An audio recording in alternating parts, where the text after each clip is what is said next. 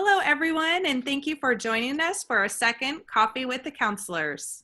Today's topic is steps to practicing self-care for parents. Before we get started, we're going to go ahead and introduce ourselves. My name is Nicole Vergara, and I'm the school counselor at Nichols and Del Rio. And that's my photo of my family up there, my husband and my dog, Russell. And my name is Jennifer Hatfield. I'm the school counselor at Palmquist and Fusat. That's my family in the middle. I have a son who is a 12th grader in high school, a daughter who's a 10th grader, and another son who is an 8th grader. And hi everybody, my name is Andrea Rodriguez, and that's my photo on the top right. I am an Oceanside Unified parent as well, and I have a daughter in middle school in 7th grade and 3 boys in elementary. I have a 5th grader, a 3rd grader, and a 2nd grader. So what we will discuss today is we're going to talk about what is self-care, why is self-care important, and the acronym to easily remember steps to self-care, and a discussion, question, and answer section at the end. Before we dive into self-care, I think it's important to discuss what people may or may not be feeling and why it's important now more than ever to practice self-care. I read an article about 2 weeks after our schools closed that was titled, "That Discomfort You Are Feeling is Grief." Hearing these words helped me name and process how I was feeling. Our world has drastically changed in what felt like a blink of an eye. We went from sending our kids to school, going to work, and living our normal everyday lives. Suddenly, we lost any sense of normalcy and a lot of our everyday emotional connections with our work friends, extended family, neighbors, friends, and a lot of other people. Some of us have lost our jobs and have worries about how we'll provide for our families, how we will pay for our rent, how we will get food. We may also worry about our kids and how are they coping with this change.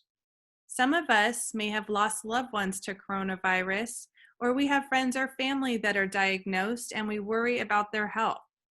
What used to be a normal task of going to the grocery store can now cause people to feel fear and anxiety with this invisible virus. All of us are going through so much, and we need the support of others now more than ever. Yet we are told to social distance and stay away from people outside your household to protect them and ourselves. The loneliness for some of us can feel unbearable. As humans, we are made to connect with each other. The loss of normalcy, the economic toll, the fear of our health and safety for ourselves and our loved ones, the uncertainty of what lies ahead, the loss of connection with others can all weigh heavily on us. That discomfort we are feeling is called grief. As we think about all of this, we can better understand how we've been affected and the importance now more than ever to practice self-care. We must take care of ourselves first before we can take care of our family or loved ones. As you can see in this slide, there are many different types of self-care. There is physical, emotional, social, and spiritual self-care, and we will be discussing all of these later in our presentation. It's important to look at what happens when we don't practice self-care to truly understand why we really need to practice self-care in the first place. When we don't practice self-care, we may become less patient. It can have a strain or a distancing in our relationships. We may have sleep problems. Mental health concerns can arise. We may have increased physical symptoms of stress, low energy, have a reduced work performance, or have challenges in maintaining a healthy diet. I know the information I shared with you at the beginning of our presentation was really heavy, but there is some good news. Although we can't change our current situation with the coronavirus, we can take steps to help us be in a much better space. It's important to recognize and feel our feelings. It is also just as important to find ways to help us deal with these feelings in a healthy way. We are going to go over the steps to practicing self-care for parents, caretakers, and pretty much everyone. So as you can see with this acronym, the S is for stay connected with others. T is for things that make you feel good. E is for exercise to take care of yourself physically. P is for practicing healthy habits. And S is for seeking outside help and resources. So S is for stay connected with others. To protect ourselves and our communities, we've been told that we need to social distance and stay 6 to 10 feet away from people outside of our home. However, social distancing does not mean social isolation. We need to have physical distance, but with social connection. Some ideas on staying connected are FaceTiming or having an online Zoom call with current and old friends, having a virtual book club, having a virtual family reunion, or watching a movie with a friend at the same time over the phone. A fun way that I personally have been connecting is by hosting a game night on Zoom every Sunday night with my parents, siblings, nieces, and nephews. We have played Pictionary, charades, and other fun games. There are lots of ways to stay socially connected. We just have to be creative now. Okay, and the T is for things that make us feel good. So when we think of self-care, we might get this image in our head about what self-care is supposed to look like. Maybe we picture a spa day with cucumbers in our eyes, or a massage, a pedicure, a manicure, or maybe a cruise to white sandy beaches and blue waters. Well, these all could be very well examples of self-care. Self-care could also just be enjoying the things that make us feel good. So the first thing we can do is tap into the passions we already have. For example, I love to cook. There's something about the mundane and repetitive chopping of vegetables and creating foods that makes me happy. I also love putting on some music and letting my brain zone out, and it makes me happy when my family enjoys my meals. So, what brings you joy and makes you feel energized? It could be surfing or music. Tap into whatever passions that you have, or maybe haven't had the time to pick up in a while. There's also mindfulness. So, mindfulness is the practicing of being in the here and now. Sometimes too much focusing on the future could get us overwhelmed or stressed, or focusing too much on the past can get us down. Mindfulness is a way to center our mind to what's happening now, and we'll give you some suggestions on certain apps or sites if this sounds interesting to you. So we'll talk about that later. Also, practicing gratitude is another way for self care that can make us feel good. There's so much going on in the world right now that can make us feel down or put us in a bad headspace. And it's okay to acknowledge the bad things that are going on, but still practice daily gratitude for what we have in our lives. So there's a quote I saw that says, "Imagine if you woke up with only the things that you were grateful for yesterday." So some people might like to practice gratitude by keeping a daily journal, or there's also apps for that. Some people may also practice gratitude in the form of like spiritually through prayer. Whatever method is that's best for you, try to focus on 2 to 3 new specific things that you're grateful for each day. So example, I could be grateful for my health. I could be grateful for technology, since right now we're all physically distance, but we can keep in touch with social media and through Zoom and virtual meetings and things like that. I'm also grateful for my peers and family support so that we don't feel as isolated. Laughter really is the best medicine, so laughter is also a version of self-care. I love to laugh with my family and love funny movies. So if you have funny movies that you like to put on, I recommend checking them out now to keep you laughing. And there's also funny memes and things that are on the internet. And I even have a group of friends where we share memes with each other all the time, and it puts us in a good mood. Also, tapping into your creative and artistic side is another one. It might help us feel good, and there's a bunch of examples of on the web for mandalas and centangles and learning how to draw, and we'll share some examples of that as well. The E stands for exercise to take care of yourself physically. We know that daily exercise can help improve cardiovascular health and strengthen bones and muscles, but other than the more obvious reasons, taking care of our bodies physically can also boost our brain health. Even though exercise may initially spike our stress response, research shows that people tend to experience lower levels of stress hormones after exercise.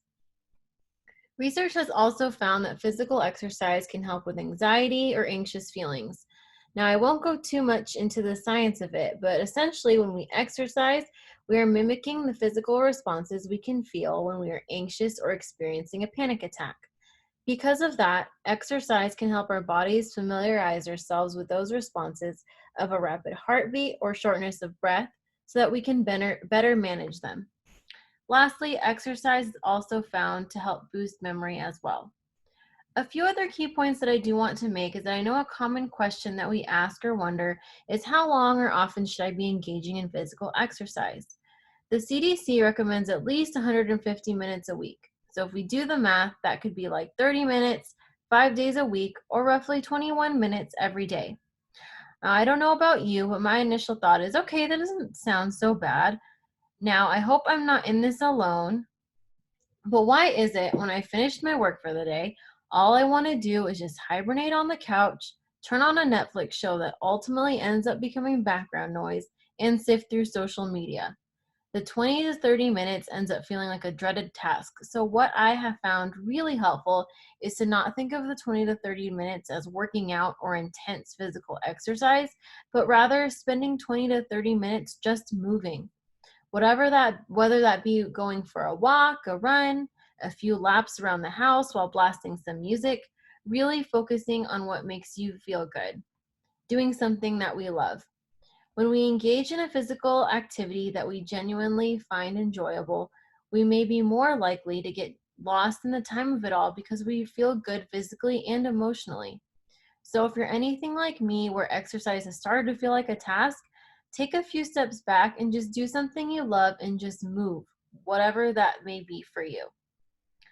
In our previous workshop, we talked about how distance learning isn't a one-size-fits-all for your child, and the same goes for self-care. The exercises that may make Andrea feel good may not be what makes me feel good. I love to go on walks and jogs. I can't call it running just yet, and my husband does not. Sometimes I get angry and frustrated as to why he doesn't like to go jogging with me, but then I have to remember that maybe that type of self-care makes him more stressed than it does relaxed. Be honest with yourself when thinking about what physical activity truly makes you feel good. And in case you don't know what kind of physical activity makes you feel good, there are a few indoor and outdoor ideas listed here, but we'd also like to share a resource with you that could be a good place for you to start. So I'll just pull that up right now. We put together a self-care guide that you can think of as a menu. There are different categories that you may want to try out. This is a great time to explore what makes you feel good if you don't already know.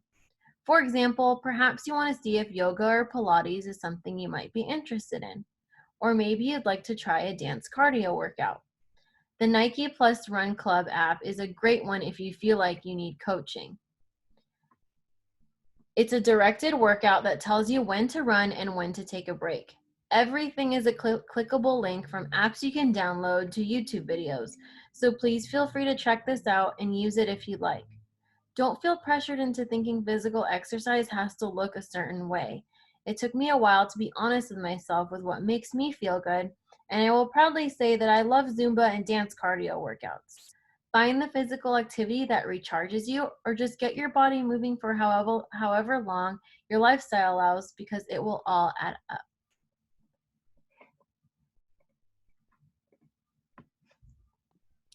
And the P in our STEPS acronym is practice healthy habits. So if you're like me, when you hear this, you probably might do the biggest eye roll and think, yeah, we know this. Our doctors have already given us an earful already, or we see examples of ways to be healthy all the time. But hear me out, because of course there's the standard eating healthy food and drinking water that's good for our health, but we have to remember this now more than ever. So it's important to remember to eat healthy. I think there was a time during this whole distance learning thing that I was door dashing most of our meals. I must have door dashed Chipotle probably like 3 times in a week. I noticed I was feeling really low and sluggish. And then on top of that, maybe our activity has just decreased already. So I'm not here to lecture anyone, because I know I struggle with this as well. But I can tell you that when we eat healthier, we have a better attitude, greater energy. And I know that this happened to me when I changed my eating habits as well. So we also want to focus on getting enough sleep, and that's important as well. I've been hearing from a lot of people that their sleep has been off while all of this has been happening. So it's definitely understandable as well, because we all might be in a heightened state of arousal with everything going on, but maybe there's multiple factors that could affect our sleep. So there could be some helpful strategies with this, improving sleep, like limiting screen time before bed. I've also heard people mention that blue light glasses were helpful for them for their sleep, because we're on a lot of screens, and it's for most of the day, which is more than usual.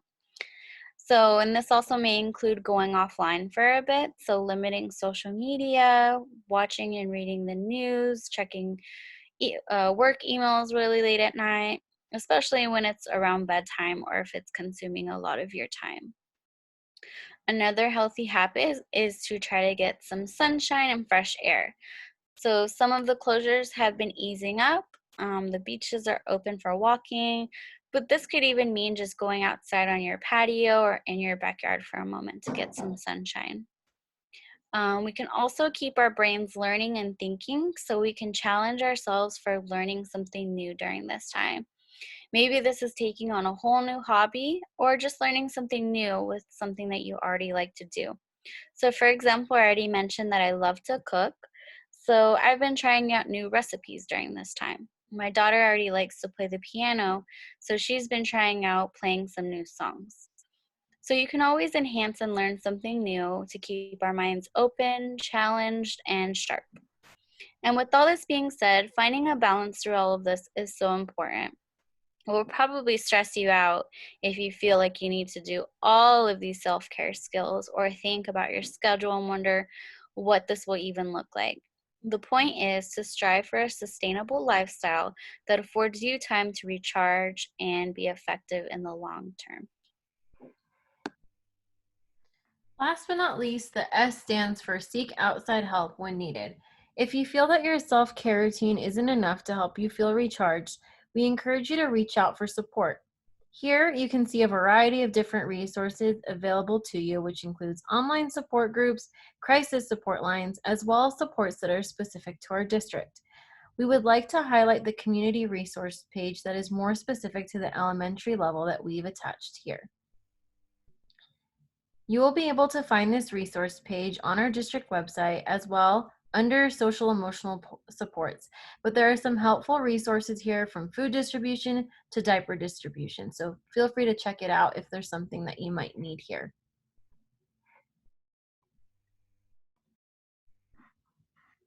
We wanted to share with you a few more ideas for self-care. We're going to show you a fun list of ideas that you can try. Many of them have clickable links to try different types of videos.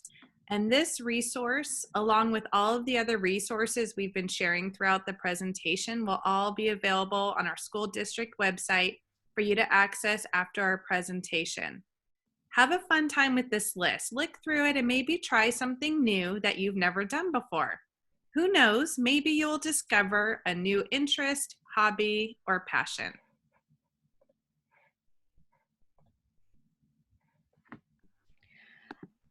So, finding time for self-care, to practice self-care is important. Um, Scheduling it is important as well. If you co-parent, it's important to discuss the night before when each of you have some self-care time. Make sure we're letting our partners or our family members that live with us how important this is.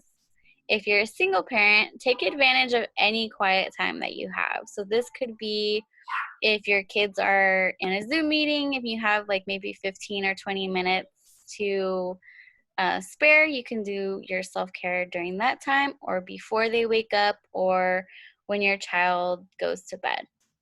You can also practice self-care with your children. So if you don't have any quiet time and that doesn't work out, you can try these strategies along with your children. So I did this, and when the beaches opened up, me and my kids went for a walk on the beach, and uh, everything was great. It was really relaxing and calm. And then I ended up losing my keys in the ocean, so it kind of ended up being funny. We had some laughter in there, and I lost my keys. So even if your self-care turns out in an epic fail, that's still okay.